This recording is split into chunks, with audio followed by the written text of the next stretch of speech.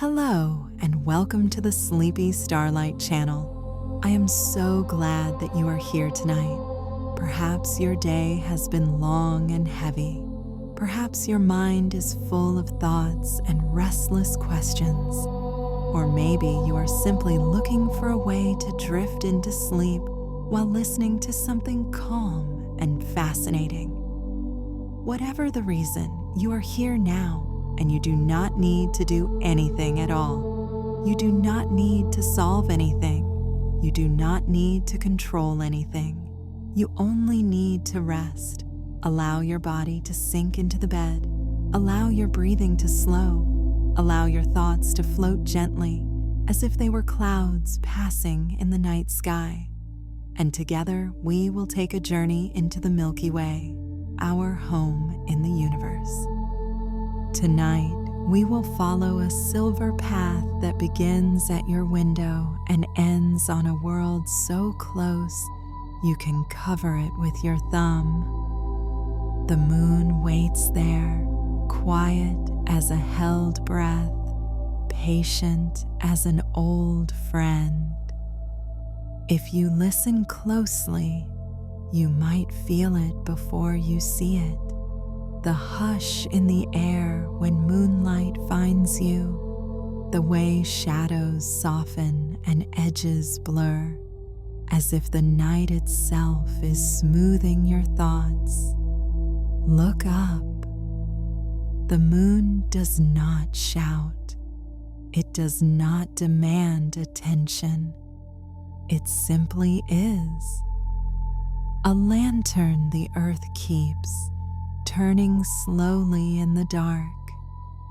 What you see is a familiar face, pale and marked, with seas that are not seas and plains that once burned with fire long, long ago. But that face you know is only half a truth. The other half is turned away, forever hidden. We call it the far side, though some prefer the dark side, as if it belonged to secrets and whispers. The far side is not truly darker. Daylight visits it just as surely as it visits the near side. But from Earth, we never see it. The moon is tidally locked, spinning just so, keeping one cheek always pressed toward us and one always turned away. Imagine standing in your room and slowly turning, but always facing the same person in the corner. No matter how many turns you complete, your face never leaves theirs. The moon has been doing this dance for eons, one spin for one orbit, until the two motions matched and settled like a key pressing into a lock that fits it perfectly. That is why we never see the other side without machines, without the eyes of orbiters and landers sent from Earth. The hidden hemisphere is rugged, mountainous, pitted with older craters than the side we know. It is less welcoming, less smooth, and so it stayed out of sight, like a quiet room behind a closed door in a house you thought you knew by heart. Somewhere in that unseen terrain, our minds like to place stories. What lives in the places we cannot see? We imagine a stillness so deep that sound itself forgets how to carry. We imagine ancient dust that remembers every touch and holds it for 1,000,000 years. We imagine the weight of silence and a sky that never blushes dawn blue, only black and unending. The far side reminds us that every familiar thing has a hidden face. Even the moon, even ourselves. Long ago, when the first explorers struck the moon's surface with metal and momentum, curious ears listened. They dropped instruments there to feel the shivers that move through rock, and after certain impacts, a strange thing happened. The moon seemed to ring, not like a bell in the bright air of a church courtyard, of course, not musical, not warm, but a long, trembling resonance that lingered, a hum too patient for Earth, where our planet's insides are hot and restless. The moon is colder, drier, more rigid. When it is struck, the shudder can travel and travel, as if the whole sphere is a single taut string. For a time, to those who loved story as much as science, it sounded like the moon was hollow, as though underneath the dust a chamber waited, an empty metal shell singing to itself. It was never quite that simple. The ringing came from the moon's bone-dry stiffness, from the way its materials carry vibrations. But sometimes, even when we have a good explanation, a little part of us keeps the older, stranger version close. We keep it not because it is true, but because, like a lullaby, it holds us gently and makes the dark feel alive. Hold that soft hum in your mind and picture the moon's beginnings. Where did it come from, this patient companion? The stories are many. One says the moon was always with Earth, congealed out of the same whirling cloud. Another says it was a wandering world that we captured, drawn into our gravity like a moth to a lantern, and held there ever since.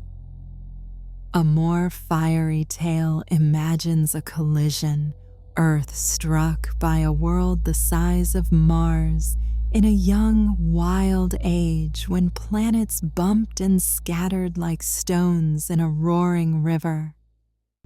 From the debris of that great impact, a ring formed, and out of that ring, a smaller world took shape, our moon. Each story asks us to see the same sky in a different way. Each asks us to believe that the quiet companion we know was once a whirl of molten light, or a stranger passing by, or a splinter of Earth itself. We do not fully know. We may never know, but uncertainty is not a flaw here. It is the space that dreams inhabit. It is the soft, generous room that lets our minds wander. Wander a little with me now to the sea. Not any sea in particular, just the idea of it. A wide breadth of water under moonlight. Listen, you can hear the slow, patient inhale of the tide coming in, and the long exhale as it returns to the wide, dark body of the ocean. The moon pulls on the water with a hand we cannot see. Gravity, yes, but also something we feel in our bones when we stand at the shore in the dim hours and everything is silver and simple. The tide is not a trick, not a superstition. It is the visible part of the invisible conversation between Earth and moon. The oceans answer the moon in long vowels and deep sighs, and on the coasts, the sand writes it down, 2 steps forward, 2 steps back, night after night. People have always thought that the moon's pull might reach further than the sea, to our sleep, to our moods, to the hidden tides of the body. Science is careful and asks for proof.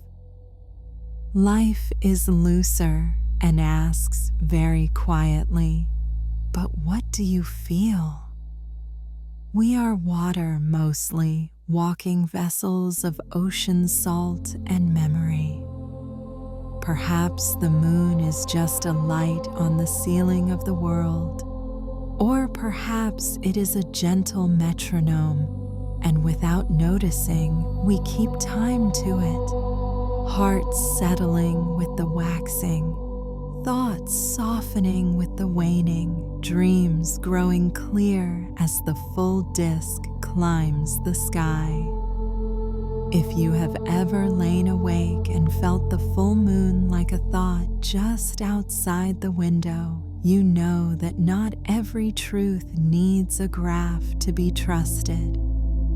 Some truths live where your breathing slows and your shoulders drop and the world becomes smaller and kinder. Close your eyes and travel back, not in miles, but in years. A fire circle, a group of faces turned up to the same cold light. The stories fall like sparks. In one, the moon is a goddess with a silver bow who hunts in the wildest night. In another, it is a rabbit, forever pounding herbs in a quiet mortar. In another, it is a clever boy climbing a thread of light to escape the earth below. Sometimes the moon is a lover who left, sometimes a lantern a god hung for us, sometimes an egg, sometimes an eye. We told these stories not to solve the sky, but to belong to it, to tie ourselves to a world that can feel indifferent. We told them to explain the unexplainable, and then we kept telling them even when explanations came, because explanation does not hush the need for wonder. Wonder is the cradle song of the mind. Now picture the moon more closely, as if you were drifting toward it on a soft, steady breath. The surface rises, gray and ash pale, broken by craters that overlap like rings in old wood. The dark patches we call seas are frozen lava plains, smooth as the calm surface of a lake at dawn. The brighter highlands are older, rougher, pocked by time's patient tapping. Fine dust covers everything, dust older than our oldest mountains, dust that behaves strangely, clinging to suits and visors and sleeves as if it recognizes visitors and does not want to let them go. There is no air to carry your voice, no wind to sweep your footprints away. Steps printed there can last longer than cities last on Earth. Time on the moon has a different taste. It moves, but in long, slow spoonfuls. There is a place near the South Pole where the sun hovers low and light stretches in long shards across craters that never see day. In those shadows, the cold is so deep it is almost a substance, and hidden in that deep cold darkness, water may sleep, locked away as ice, patient as stone, older than our oldest tales. Imagine a well of night that never warms, where the hint of water is a secret stored against a far future when someone might come and use it to drink, to breathe, to grow the first green thing ever grown beneath a sky that is always black and full of stars. And yet, for all its quiet, the moon has known fire.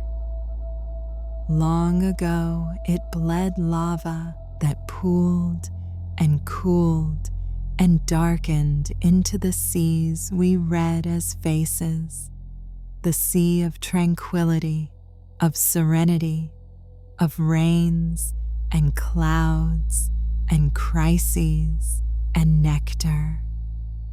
Think of those names as lullabies given to rock. Think of sailors far from home whispering to the sky, "Guide us." Think of new parents standing under a tiny window of light, "Watch over us." Names are a kind of love we use to anchor meaning in a vast and indifferent dark. The moon wears our names like soft shawls. When we first reached for it with ships of flame and careful math, the moon answered with silence and dust and a horizon that curved like a held note. People stepped there and looked up at Earth, a small marble blue with white swirls. And for the first time, we were the ones shining, fragile and beautiful, in someone else's sky. It changed us. It made our home look smaller and more precious. And perhaps that is one of the moon's oldest secrets. It teaches by reflection. It takes light that is not its own and gives it back gentled, cool, and steady. It takes people and lets them see themselves from far away so they can return kinder and quieter than they left. Let the scene dim now like a lantern turned down with careful fingers. You are still breathing. The moon is still above the roofline, patient as ever. Somewhere the tide is turning, in, out, answering an ancient call. Somewhere a child is learning the shape of the craters and giving them names that will not appear in any book. Somewhere a traveler sees the far side for the first time in a photograph and feels the pleasant ache of knowing that there are always rooms in this universe we have not yet entered. We will go on. We will drift further into the moon's quiet halls, open drawers of myth and cupboards of science. Compare the stories that comfort with the facts that guide. For now, rest in this. The moon is both surface and symbol, both rock and story. It has a face we know and a face we do not. It rings when struck and hushes when watched. It pulls the sea and perhaps the heart. And it will be there tomorrow, and the night after, and the night after that, whispering the simplest of lullabies to anyone who will listen. If your eyes grow heavy, let them close. If your thoughts grow light, let them drift. We will continue our walk soon, gliding along the silver rim toward older mysteries, the first fires that made the lunar seas, the deep cold shadows that keep their ice, and the questions that hover like soft patient stars. The moon has always been more than a silent companion in the night sky. It is a world of extremes, a landscape where light and darkness draw the sharpest of boundaries. When the sun rises over a lunar plain, it rises without dawn, suddenly, fiercely, and without warning. The shadows retreat in an instant, and the land is bathed in a glare so bright it burns with silver fire. There is no air to soften the sunlight, no atmosphere to scatter it into colors. The sky remains black even at noon, and the surface glows with unfiltered brilliance. Temperatures climb to scorching heat, hot enough to melt plastic, while only a few steps away, in the darkness of a crater, the cold can be harsher than the frozen heart of winter. This sharp contrast defines the moon, not gentle twilight, but a knife's edge between extremes. As we look more closely, we see the scars of its long history. Craters dominate the surface, circles upon circles, overlapping in patterns that speak of ancient bombardments. Billions of years ago, the moon endured a rain of stone from space when the solar system was young and restless. Each impact left a mark, some small as a footprint, others vast as a sea. The largest of these, the South Pole Aitken Basin, is one of the greatest craters in the entire solar system, nearly 2,500 kilometers across. Imagine an impact so violent that it reshaped the moon's crust, leaving behind a scar that has endured for eons. Unlike Earth, which heals its wounds with wind and water and shifting land, the moon keeps every injury. It is a memory of violence written on stone. And yet, in the midst of those scars, we find plains that tell another story. The dark Maria, once mistaken for oceans, are ancient lava flows. Long ago, molten rock burst through cracks, spreading out and filling craters with smooth, dark basalt. These plains reflect less sunlight, giving the moon its familiar face with dark eyes and shaded seas. They are the silent remains of a time when the moon was alive with fire. Today, they are still. But when you trace their shapes, you can almost hear the echoes of that volcanic age, when rivers of liquid rock moved across the surface and slowly cooled into silence. Near the poles, the moon keeps its most hidden treasures. There are craters so deep that sunlight never reaches their floors. For billions of years, these shadowed hollows have been locked in eternal night. Temperatures there are so low that even the faintest trace of heat cannot linger. In that endless cold, scientists believe ice has survived, remnants of ancient comets that struck the surface long ago. Frozen water, preserved in darkness, waiting through ages of silence. To imagine this is to see the moon not only as barren rock, but as a keeper of resources. A place where, one day, humanity might drink from wells of ice older than civilization itself. The moon's surface is covered by a strange material, regolith. It is not soil, for there is no life to feed it, no organic cycle to renew it. It is a powder of crushed rock, sharp as glass, born from countless impacts. Each grain has edges that would cut through gloves and scratch metal.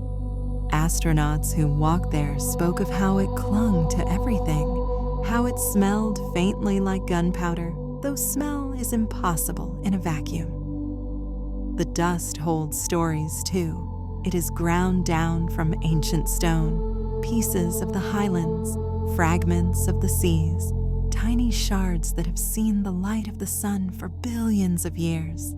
Every footprint left upon it could last for millions more, undisturbed by wind or rain. The surface is both fragile and eternal.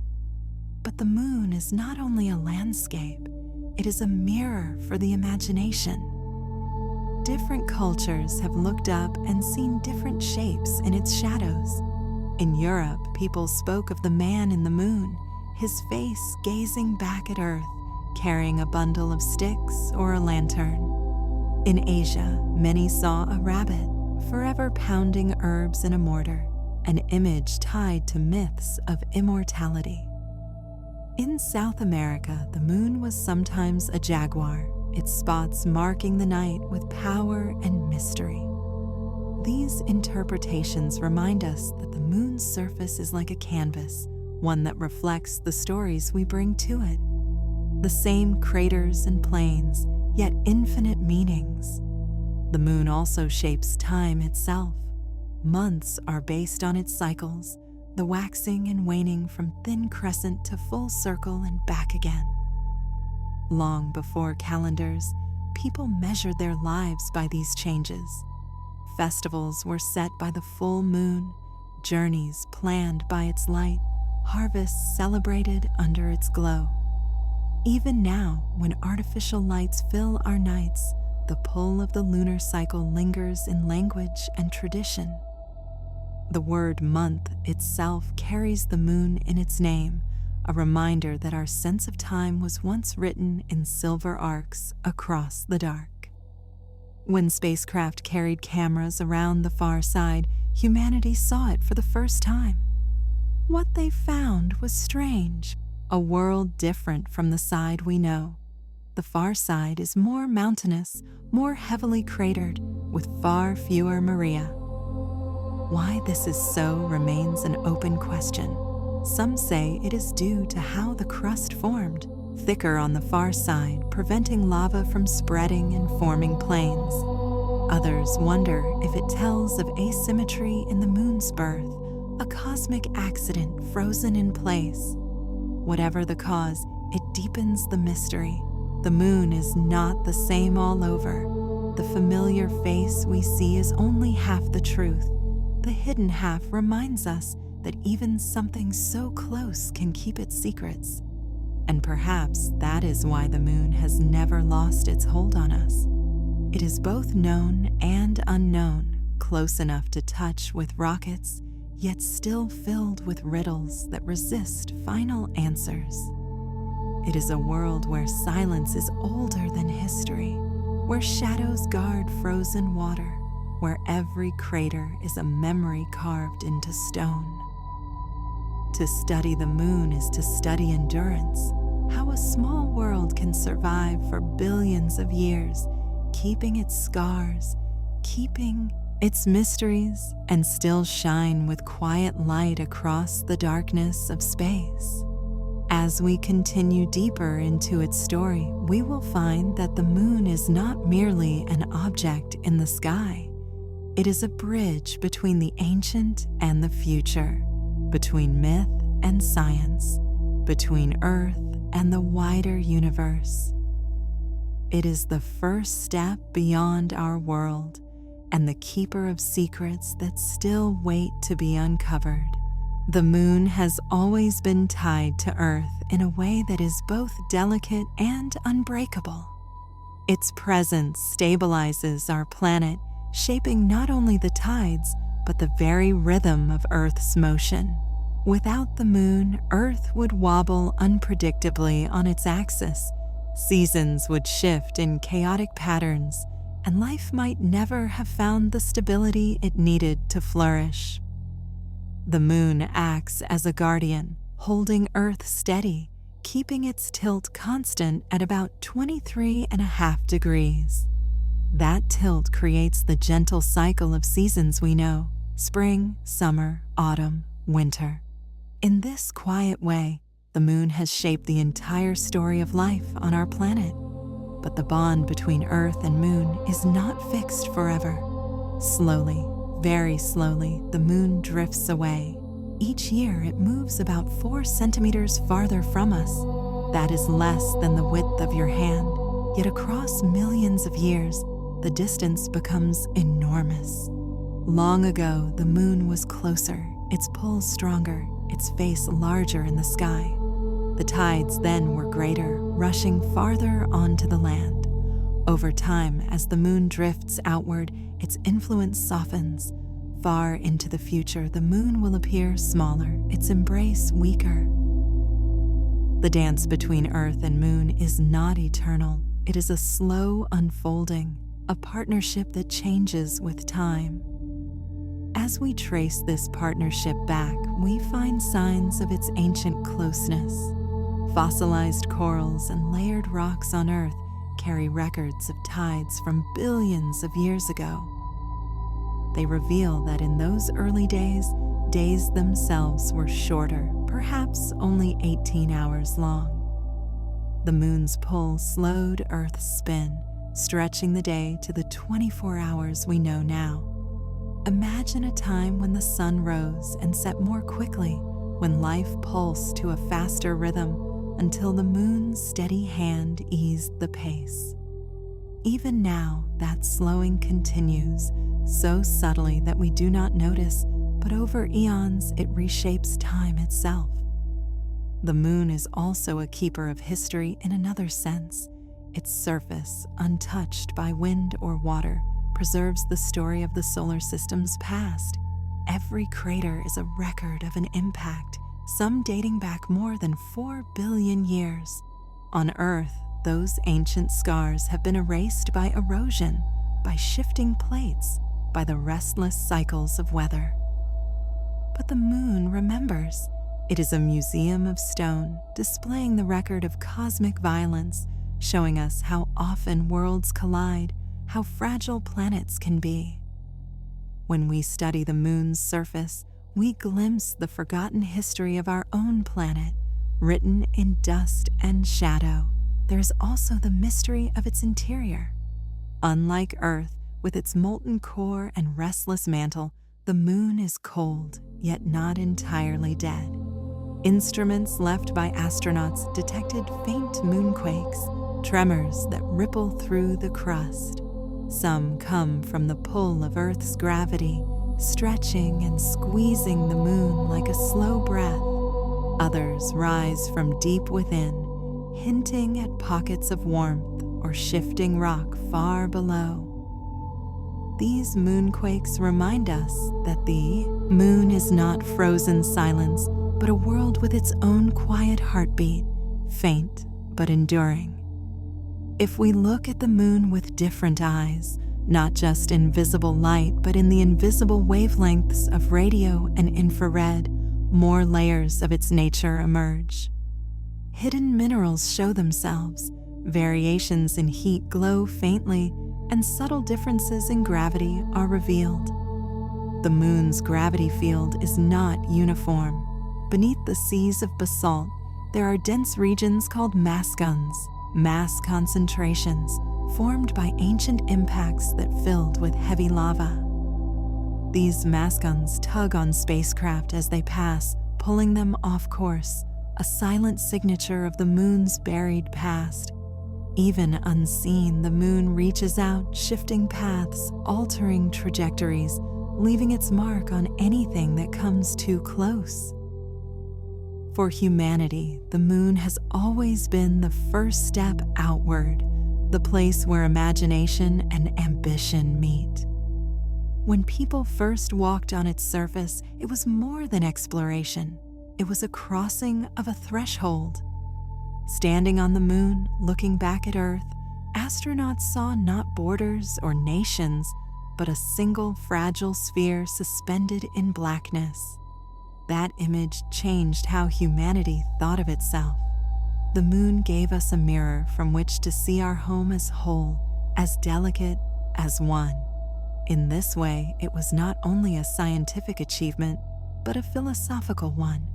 It reminded us of our smallness and our unity.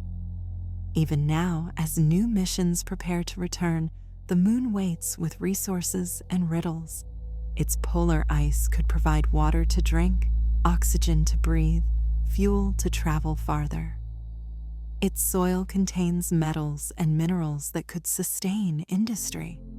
Its surface offers a vantage point, a place to watch the universe with clarity impossible from Earth's cloudy skies. The moon, once thought barren and useless, now appears as a stepping stone, a partner in our future journeys. It is both archive and frontier, both memory and possibility. And as we think of that future, we can also remember the oldest role the moon has played, the role of a companion. From the first humans who carved its shape into bone calendars, to the cultures who told its myths, to the scientists and explorers who mapped its plains and climbed its surface, the moon has been with us, always above, always changing, always returning. A cycle we can trust, even as the world beneath our feet shifts and ages. It is not just rock, it is a rhythm. It is a reminder. It is a silent partner in Earth's story, a link between what has been and what may come. The moon has never belonged only to the realm of science. Long before people measured its orbit or traced its craters, it lived in the imagination of humanity. It was a presence in the sky that returned faithfully, changing shape yet never abandoning its place above us. That rhythm, waxing crescent, swelling to full, waning again to darkness, invited stories. Every culture looked upward, and in that pale, patient light, people saw gods, animals, lovers, omens, and guides. The moon became a canvas upon which civilizations painted their deepest beliefs, their fears, and their hopes. In ancient Mesopotamia, some of the very first sky watchers built temples to the moon. They called it Nana or Sin, a god who carried the measure of time. His light was not merely decoration, but order itself, marking months and guiding calendars. Priests climbed tall ziggurats to watch the phases, carving their knowledge into clay tablets. To them, the moon's face was a clock written by the gods, a signal of when to plant, when to harvest, when to pray. Without the moon, the rhythms of life would have dissolved into confusion. Its glow was divine mathematics, wrapped in mystery. Travel east, and you find the myths of China, where the moon holds a rabbit in its arms. The rabbit is not ordinary, but celestial, pounding herbs in a mortar to create the elixir of immortality. On nights of the Mid-Autumn Festival, families gather to eat mooncakes and look skyward, telling the story of Chang'e, the moon goddess who drank the potion of eternity and rose to live in the silver palace above. To the Chinese, the moon was a home of longing and separation, a place where mortals might ascend but never return. It symbolized both beauty and sorrow, the sweet ache of distance.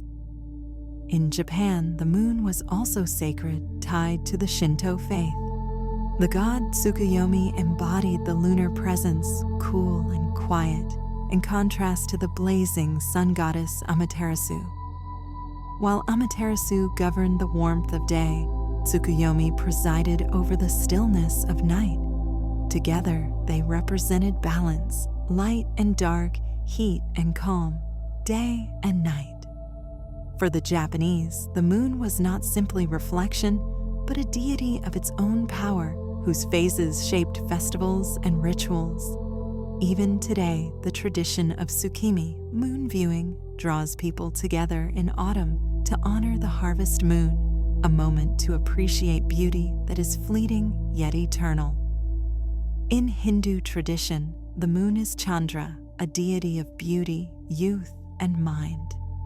Chandra rides his chariot across the heavens, pulled by white horses, spreading coolness through the night. The phases of the moon are woven into rituals and festivals, shaping sacred calendars. The waxing and waning symbolize renewal, growth, and decay, mirroring the cycles of human life. Chandra is also tied to plants, medicines, and the rhythms of the body. In Vedic astrology, the moon is not just a celestial object, but a key to one's inner nature, governing emotions, memory, and intuition. To millions across India, the moon is a living influence guiding destiny. In the ancient Greek world, the moon wore many faces. Selene, with her silver chariot, was the goddess of the moon itself. Artemis, the huntress, was linked to the moon as well, her bow said to be the crescent. Later, the Romans would call her Diana, protector of the forests and of women.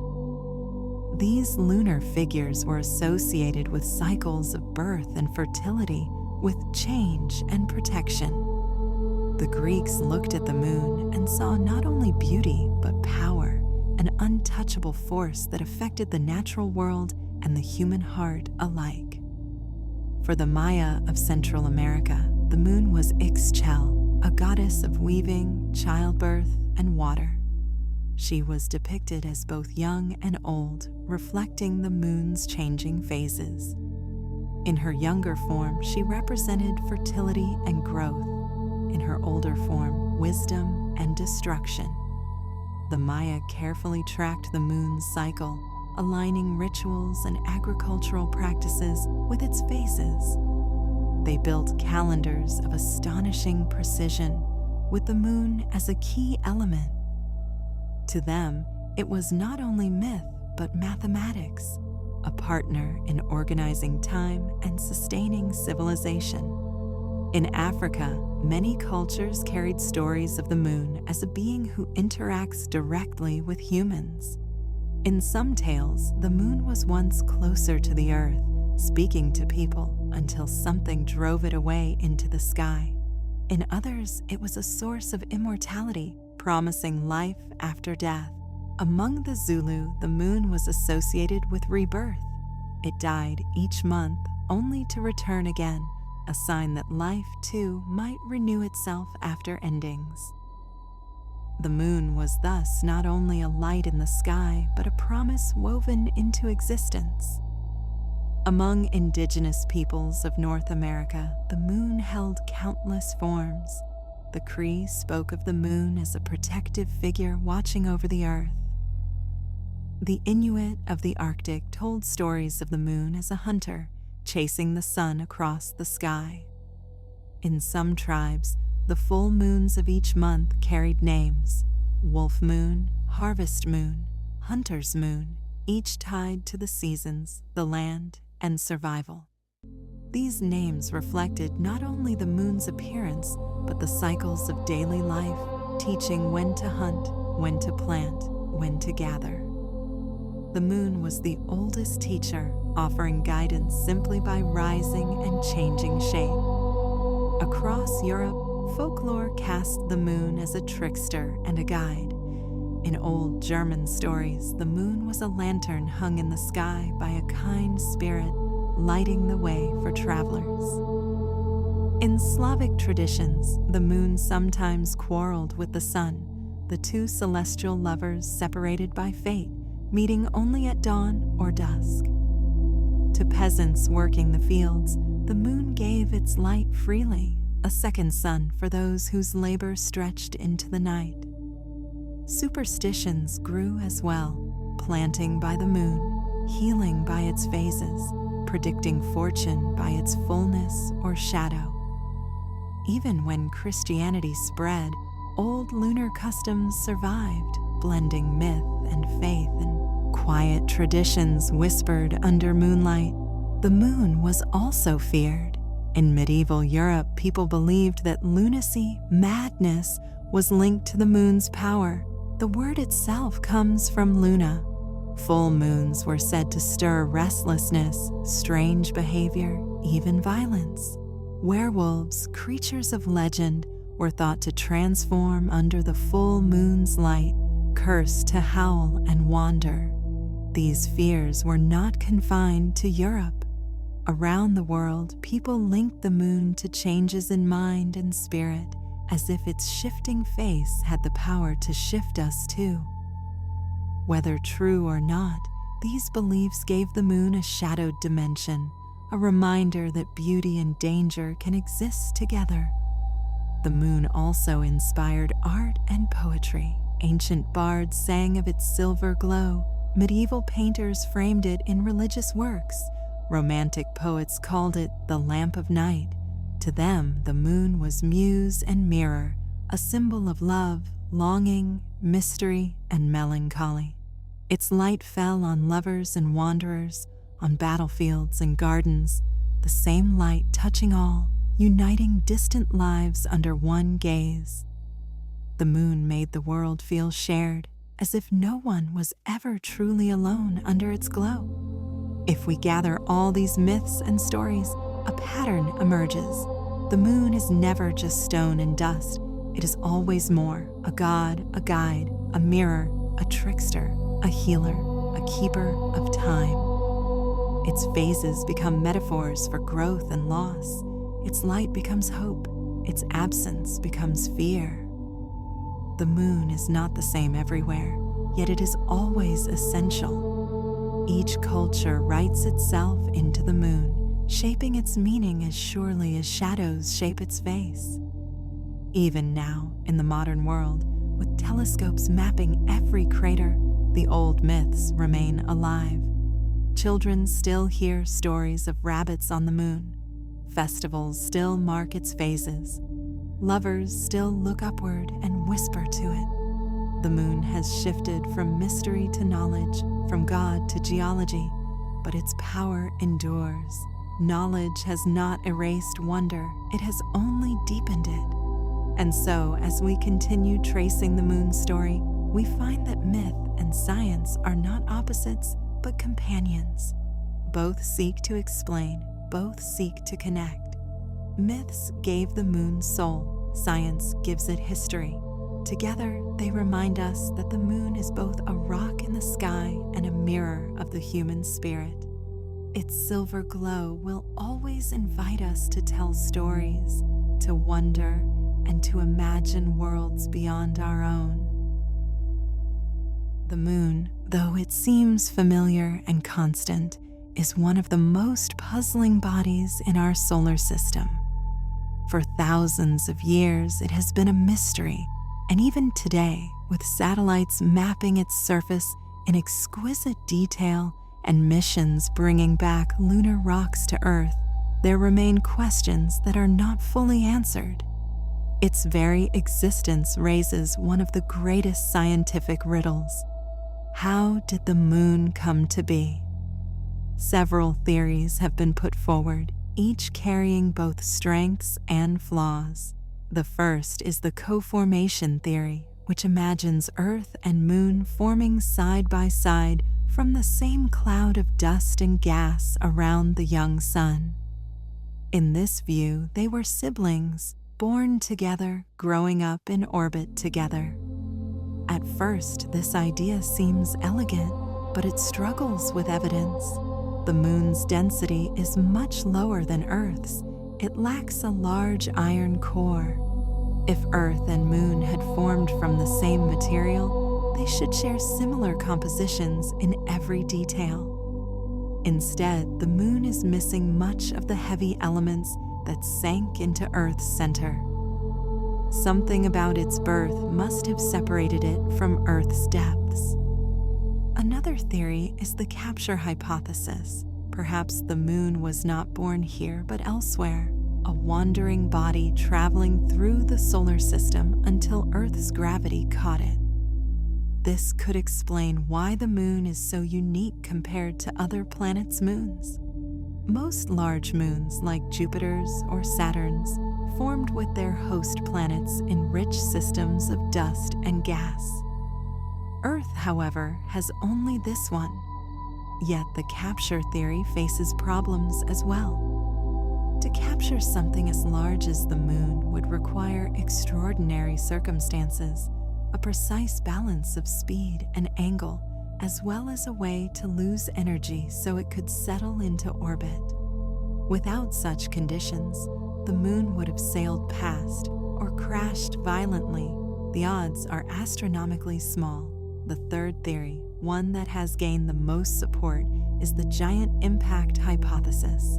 It tells a dramatic story. In the early solar system, Earth collided with a planet-sized body, sometimes called Theia. The crash was catastrophic, blasting enormous amounts of molten rock into orbit. That fiery debris gathered, cooled, and slowly formed the moon. This theory explains many things: the moon's lack of a large iron core, the heavy iron sank into Earth during the collision, and the similarities in isotopic composition between Earth and moon rocks. Yet even this theory is not perfect. For one, simulations suggest the moon should have carried more of Thea's unique signature, but instead, lunar samples are almost chemically identical to Earth's crust. It's as if the moon is a reflection of Earth, not a mix of two worlds. This puzzle deepens when we examine lunar rocks brought back by the Apollo missions. These stones are ancient, older than many rocks on Earth. They reveal that the moon once had a magma ocean, a global sea of molten rock that slowly cooled to form the crust we see today. In that frozen crust, we find minerals like anorthosite, white and reflective, making the highlands gleam. The composition suggests a violent beginning, one that left the moon hot and molten before it solidified. But exactly how that ocean formed, whether through impact or another process, remains unsettled. Another enigma is the far side of the moon, so different from the side we know. The near side is filled with wide, dark plains of basalt, the maria that form the patterns we recognize as a face, or a rabbit, or a man. The far side, however, is heavily cratered, mountainous, and far poorer in those volcanic plains. Why this stark difference? One idea is that the crust on the far side is thicker, perhaps due to how the moon cooled or due to the gravitational influence of Earth during its formation. Another idea is that heat-producing elements concentrated unevenly, making one hemisphere more volcanically active. Even now, probes circling the moon are still mapping these differences, searching for the story written in stone. The moon also holds secrets beneath its surface. Gravity maps from spacecraft like Grail, Gravity Recovery and Interior Laboratory reveal mascons, mass concentrations buried under the maria. These dense regions pull more strongly on passing spacecraft, tugging them off course. Mascons are believed to be remnants of ancient impacts filled later with heavy lava. They are invisible from the surface, but leave their mark on everything that flies above. The moon, in this way, hides invisible fingerprints of its history, shaping even the paths of machines that orbit it. Another scientific puzzle is water. For centuries, the moon was thought to be bone dry. Without atmosphere, without protection, any water should have boiled away under the harsh sun or escaped into space.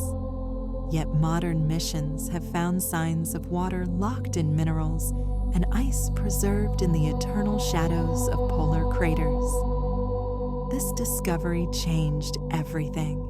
It suggests that comets may have delivered water, or that solar wind particles interacting with the soil could have created it. Whatever the origin, it means the moon is not as barren as once believed. That frozen water could one day support explorers, providing drinking water, oxygen, even fuel.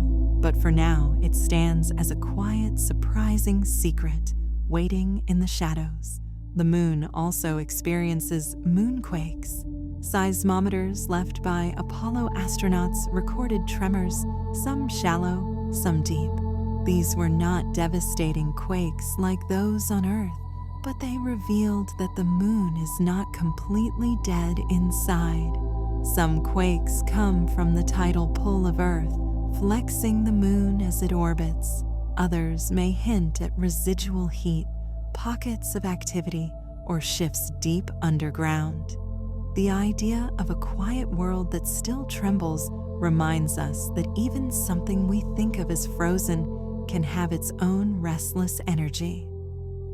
Another unresolved question concerns the moon's magnetic field, or rather, its lack of one today. Unlike Earth, the moon no longer generates a global magnetic shield, yet lunar rocks show evidence of strong magnetism in the past. How did a small body like the moon sustain such a field? Perhaps its core once churned with molten metal, powering a dynamo before cooling too much to continue. But the evidence suggests that field lasted far longer than expected, and scientists still debate what mechanism could have supported it. The ghost of magnetism lingers in the rocks, whispering of a forgotten force. Even the moon's rotation and orbit hold mystery. Tidal locking keeps one side always facing Earth, but the moon does not stand still. It wobbles slightly in a motion called libration, letting us peek at edges of the far side. Over time, its orbit stretches outward, slowly changing the relationship with Earth. This slow dance reshapes tides, days, and the rhythm of our planet itself. The moon is not only a companion but an architect of Earth's history, sculpting our environment through gravitational pull. The moon, then, is both familiar and strange. We can map every crater, walk on its plains, bring home its rocks, and still the largest questions remain. How exactly did it form? Why are its two faces so different? How did it sustain magnetism for so long? How much water hides in its shadows? These mysteries remind us that the moon is not finished revealing itself. It is a nearby world, but one that still keeps secrets in stone and silence. Perhaps that is why scientists continue to send missions there. Each lander, each orbiter, each planned return of human footsteps is more than exploration. It is an attempt to listen more closely to the moon's story. Each new discovery reshapes our understanding not just of the moon, but of Earth itself and of how worlds are born and evolve. For the moon is not separate from our story. It is bound to us, written into the tides, the length of our days, the tilt of our seasons, even the myths of our ancestors. Science strips away illusion, yet it does not diminish wonder. Knowing the moon may have been born from fire, from collision and chaos, makes its quiet presence even more powerful. Knowing that its plains are frozen lava and its craters are scars of ancient bombardment gives us not disappointment, but perspective. This is what survival looks like in a universe that is often violent. The moon is both survivor and witness, carrying in its silence the tale of 4.5 billion years. And so the moon remains both question and answer, a riddle of origins, a record of violence, a keeper of water, a trembler of quakes, a mirror of Earth's own history. To study it is to touch the oldest chapters of the solar system. And still, as we look up at its face, glowing softly in the night sky, we sense that there is more it has not yet told us.